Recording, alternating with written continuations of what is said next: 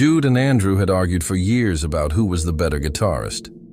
But nobody expected the challenge to happen at Blackthorn Alley, a forgotten street where the street lamps always flickered, where local musicians swore they heard phantom chords hanging in the air long after midnight. Jude arrived first, carrying his old sunburst Strat, its paint cracked like dried blood. Andrew showed up a minute later with a black, sharp-edged guitar carved with strange symbols.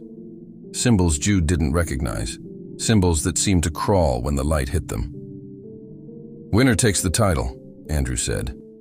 "Loser leaves the alley, if they can," Jude replied.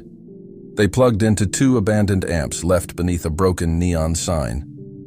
The moment the cord snapped in, a cold wind swept down the alley, carrying the faint sound of someone whispering. Round 1, Jude struck first. Fast riffs, bending strings until they wailed like sirens. The alley trembled. Shadows rippled along the walls, gathering like an audience. Something unseen applauded. Round 2. Andrew grinned and lifted his cursed-looking guitar. The first chord he played wasn't a note, it was a scream. The strings vibrated with something living, something hungry.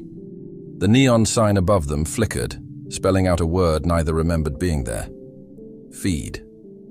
Every time Andrew hit a power chord, the shadows crept closer, forming tall, thin figures with shaking hands. Jude's fingers trembled. His complex riffs felt childish against the raw power coming from Andrew's amp. The shadowy figures were almost upon him, their empty hands reaching. Panic gave way to instinct. Jude closed his eyes and abandoned the duel.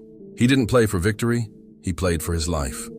He poured all his fear and desperate hope into one final melodic phrase, a sound so pure and mournful it cut through the alley's demonic hum. The shadow figures stopped.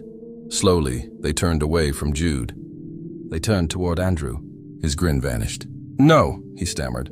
"You're supposed to feed on him." He struck another screaming chord, but it was too late. The audience had chosen. The shadows surged forward, enveloping Andrew, his last strangled note absorbed into the sudden quiet. His cursed guitar clattered to the pavement.